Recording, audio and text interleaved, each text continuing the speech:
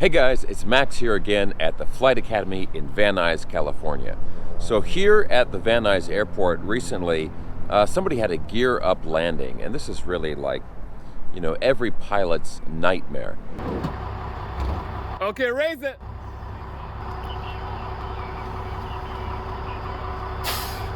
And the deal is now the guys here at the Flight Academy are doing the repair job on this airplane, and you know, it was a really beautiful airplane. It's a Cessna T210, and unfortunately this is a pretty expensive repair. So Sam's working on this here. We're going to go ahead and talk to him, and he's going to take us through what's involved in doing the repair job and also some of the expenses involved in it.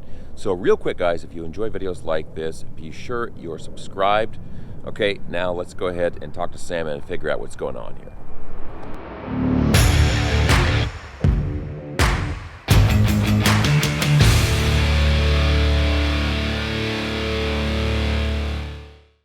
Hello guys, this is Sam, lead mechanic from the Flight Academy, and today we're going to talk about the repairs that follow a gear up landing in a single piston engine airplane. This is a 1979 Cessna T210N, that stands for Turbo 210 November. This came in a couple of weeks ago. The pilot forgot to put the gear down, and it landed with the gear still up. So the airplane scraped the runway on its belly. So Sam, just generally speaking, when an airplane has a gear up landing, what are the things that have to be checked and repaired and that kind of stuff? Well, first of all, you got the RPM, the engine and the propeller, which is direct driven, spinning at about 1,000 RPM, the idling at touchdown, and all of a sudden it hits the ground and stops. So everything, first of all, the propeller would be broken, would be damaged. Second of all, the internals of the engine, all of them spinning at 1,000 RPM, all of a sudden what we call sudden stoppage. At that point the engine's got to be torn apart and inspected, and certain components replaced for sure, whether they're that damaged or not. Can we look at the prop and stuff over here? Well, this is the aftermath of the propeller hitting the ground. As you see, every time a prop hits the ground when it's rotating, you see the tips get curled like that backwards because of the forward motion of the airplane. Wow. Scraping the ground. And you can see this blade right here is completely loose from the hub. So this is not even going to get overhauled. This is just junk now. This is just, it's going to go on my hanger wall right now. Okay. Even the hub, even not only the blades, even the hub is non-reusable. Wow. Okay. The manufacturer of the propeller won't even reuse the hub. They don't want that liability of it being damaged. Okay. $15,000 for a new one. Oh. And then here's the engine. Of course, we're talking a $50,000 to $60,000 engine. Jeez. So and this is not a high time engine, right? This is pretty. This is not a high time engine with a TBO of about 1,600 hours, I believe. This one has like 400. Wow. Or not more than 600 hours. Been redone in 2016. This is a very good engine. I'd fly this engine very, very happily. But after the prop strike, and like I said, spinning at 1,000 RPM, all of a sudden, sudden stoppage. It's got to be torn apart completely, like almost an overhaul. It's got to be torn apart, split the case, inspect the crankshaft, all the rotating gears, including the magnetos. The magnetos are internally spinning, and all of a sudden they stop. Even the magnetos got to be overhauled. Everything, all accessories that are rotating. What would you say with the engine? What is like the best case scenario, and then what's the worst case scenario, like in terms of the internal damage? The best case scenario in case of is that we take it down to the engine shop. Usually I do all my engine myself, but this one we decided to outsource it and send it down to a shop nearby. They're gonna go through it while we work on the airframe, because there's a lot of damage. We gotta pick and choose what we do here. The best case scenario is that they would inspect the engine, and the crankshaft would be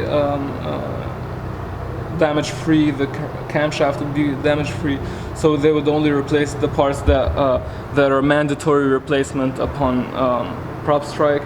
The worst case scenario, of course, you can be looking at the flange here of the crankshaft, and it could be bent for example, or out of dial, or it can even have developed a crack here behind the flange. In that case, we need a new crankshaft, which you're looking at an additional $6,000 to $10,000, for example. Okay. So that's the kind of thing that might come up during the inspection. So even if there's no really terrible damage like that, this is still what, tens of thousands of dollars to get this? Oh, this is $20,000 for the inspection. Okay. Just for the basic Just for the inspection. If no further damage is found. Ouch. And how much ballpark would the prop cost? Because that's got to all be replaced. The prop is about 15 grand. We got a new one coming for 15 grand. And that includes the hub?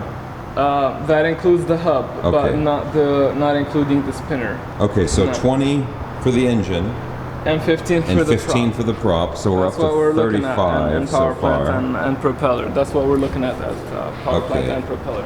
But And here, if we look at the damage to the airframe, if we look down here, now this wasn't a landing gear collapse where the airplane landed on the runway and suddenly one of the landing gear collapsed and the airplane smacked down on the runway. right. This is simply a gear up landing to start with. So the Right. pilot of the airplane was setting it down smoothly on the runway and smoothly set down on the belly, scraping the Belly belly line, out. Now here we can look, you can see the outline.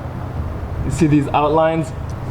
What this indicates is that the scraping has worn through completely the lower sheet metal of the skin. And here you have the bulkheads and the ribs and the longerons under it, which start to show and appear to have a bunch of scraping on them too, as well.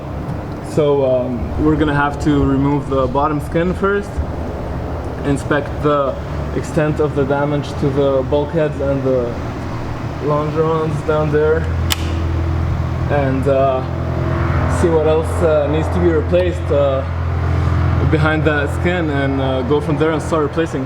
Let's take a look inside the airplane and see what damage we can find just by looking on the under the floorboards. We already pulled the seats and the interior carpeting and the floorboards, and we can take a look. Now this is the direct skin that we were looking at earlier on the bottom. We can look at it from this side as well, and we can see the damage. As, for example, this crack right here, and that's starting to develop, and all that's got to be taken care of course, before the airplane's airworthy again.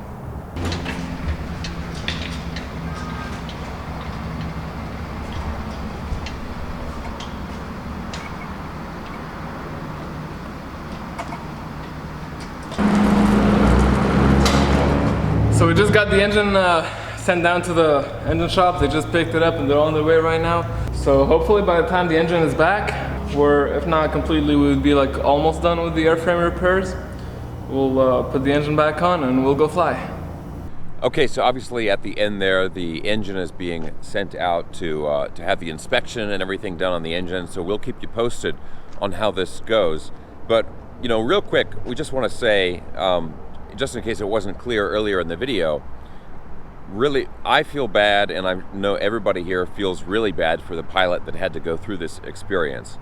Like I said in the beginning, it's sort of every pilot's nightmare. I mean, pilots literally have nightmares about having gear-up landings.